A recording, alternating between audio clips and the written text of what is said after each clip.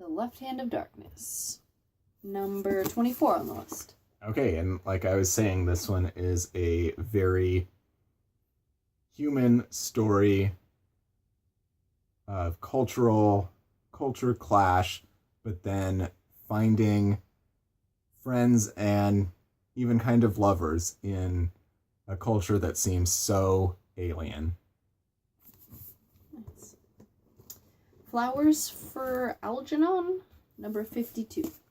I read this one a long time ago in, I think it was 7th grade, but it still sticks with me today. This is a story about a individual, an adult that has a mental handicap, and they're about the equivalent of maybe a 5-year-old, and undertakes an experimental treatment and becomes a borderline or even a genius level person. And just the changes that it takes on the person and the relations of the people around him. And I can't spoil it, but everyone should read this book. I feel like there's a reason that this is required reading for education. Okay, exciting. The top exciting books. Yes. Fire Upon the Deep, number 44. All right. Yes, this one, very, very exciting book. And it takes place in a distant future, but it does not have to info dump to familiarize yourself with the world. And so just very, very exciting narrative. It's about children that crash land on this planet of strange and unfamiliar aliens, and also kind of primitive aliens in relation to their understanding of technology. And then a kind of race for these humans that are in deep, deep space that get the message that the ship crashed and are hurrying as fast as they can to rescue these children in this difficult situation. The Moon is a Harsh Mistress, number 20. This one is by Robert A. Heinlein.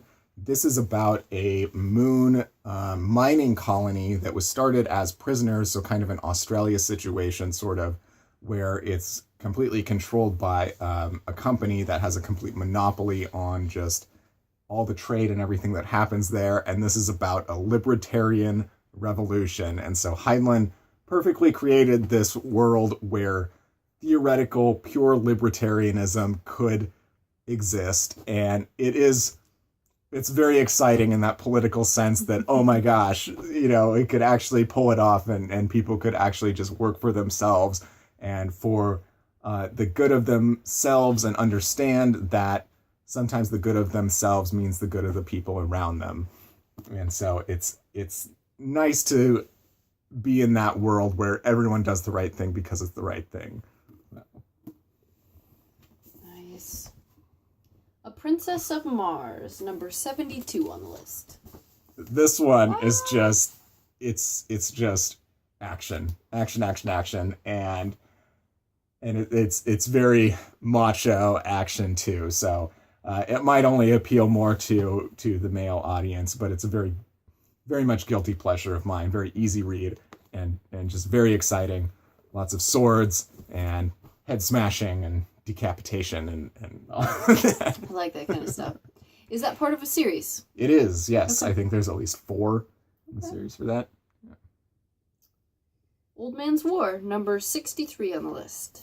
Yes, this is a distant future sci-fi as well.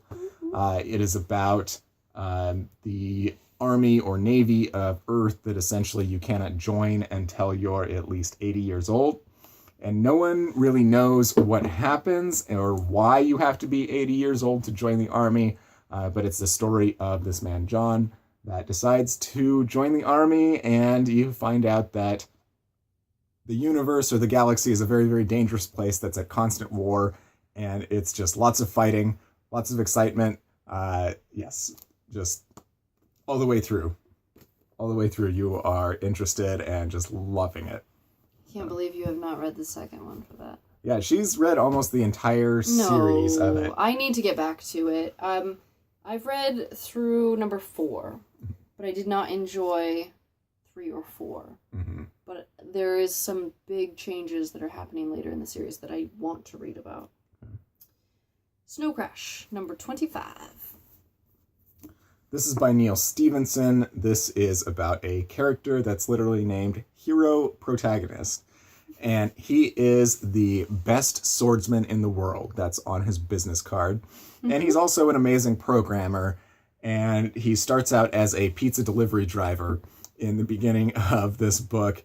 And it is just about him going on an adventure to find some dangerous programmers that are, it starts out just releasing these dangerous viruses into what's known as the metaverse. This was written in the 90s and actually predicted a lot of just the cultural stuff that happens in the internet, even though this is more of a holographic interface with the internet than still just strangely what Hero calls Flatland in here when you just are programming things.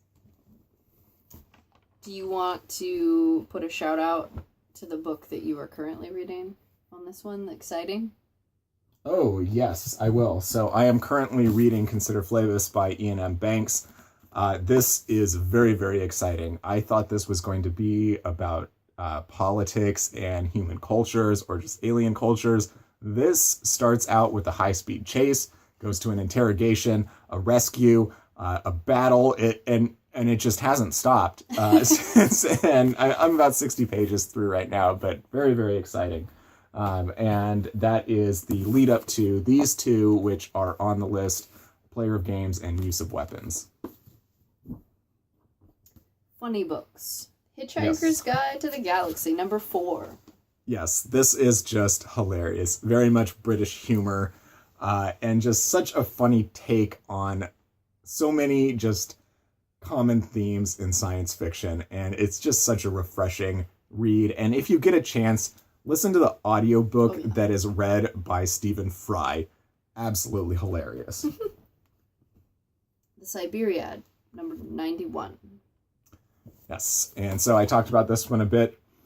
So this is short stories about characters called Tural and Cosplatius, and they are inventors, and they just create some very, very hilarious creations, and just the names of their tools. It is so satirical, and it is just so silly. I mean, you're just rolling your eyes at some points. And like I said, it's so heavy on shtick, you can't digest this as a whole book. You need to break it up a bit.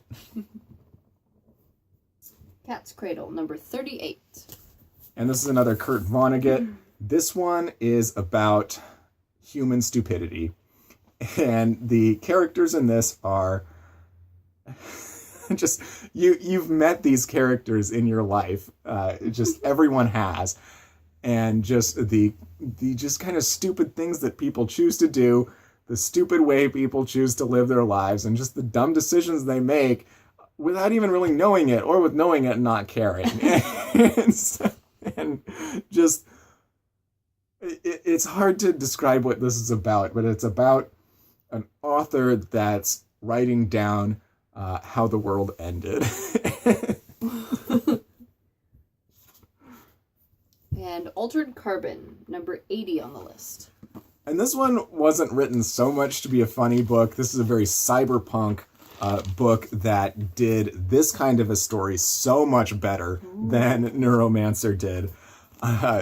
This is about a criminal that is kind of strong-armed into investigating a crime that happened against this very rich person.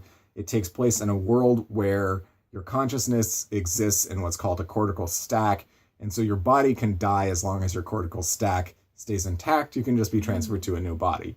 And so it's him dealing with the fact that he's in a body of an ex-cop, a kind of dirty cop that a lot of people hated, and he just has a very, very crude attitude and just kind of a take no shit from anyone this kind of approach to life, and very, very funny. Very, very funny without trying so much to be a very smart-ass comedy.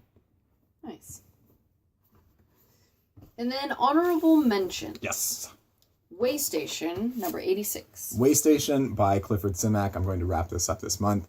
This was a very refreshing read. It's a very short one, but it's a very interesting one about a Union soldier that is contacted by aliens to essentially run a transit station on Earth secretly, and he lives for a very long time, just due to the technology that the aliens give to him. And it's mostly about him writing about his experiences, and it kind of comes to a culmination at the end because he gets tied up in kind of some extreme circumstance. You really enjoyed that one. Yes. Shadow of the Torturer. Shadow of the Torturer. This is one that fell off the list. But this is very, very good. This is a science fantasy. I think they changed the metric because this was on the list for a long time, and it's not even on the top 200 anymore. So I think because it's not quite science fiction, it was just removed.